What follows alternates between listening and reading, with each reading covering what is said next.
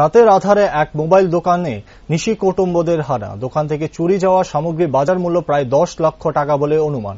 ঘটনা টাকারজোলা থানাধীন গোলাঘাটি বাজারের এক মোবাইল দোকানে।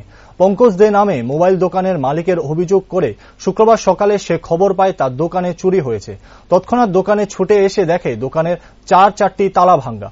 চোরের দল দোকানে হানা দিয়ে দোকান থেকে mobile phone, power bank, smart watch সহ অন্যান্য সামগ্রী নিয়ে চম্পট দেয়। তারপরেই খবর দেওয়া হয় টাকারজোলা থানায়। পুলিশ ঘটনাস্থলে এসে একটি মামলা নথিভুক্ত করেছে।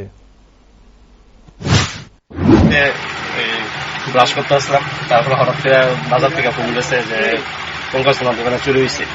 আরে আমি তো হঠাৎ করে চিন্তা করে গেলাম। তারপর তাড়াতাড়ি আইলাম, এসে দেখলাম দরজাটি ভাঙ্গা, চারটা তালা ভাঙ্গা।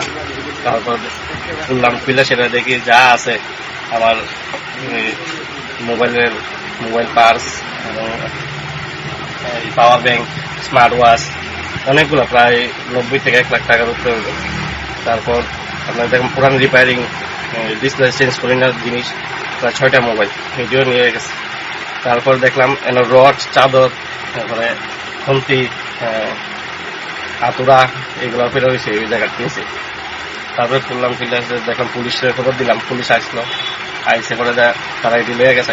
পুলিশটা অনেকক্ষণ কইছি যে আমরা গোলাঘাটি পেয়েছে, আর আউটপোস্ট শুধু একজন এসপিও আছে আর একজন হাবিলদার আছে, তারা কিচ্ছু নাই। আগে টিয়াসার আসলো 10-15 দিন আগে, টিয়াসার সব মিস আগে টিয়াসার থাকতে হতো দিন হয়েছিল না। এর আগে আমার সাথে একটা দোকান আছে, 3 বছর আগে আরেকবার হয়েছিল। তারপর দেওয়ানোর পর টিয়াসার দিছিল 7 জন থেকে 8 জনের মতো। এই 4-5 দিন হয় টিয়াসারটি লেগে গেছে আবার।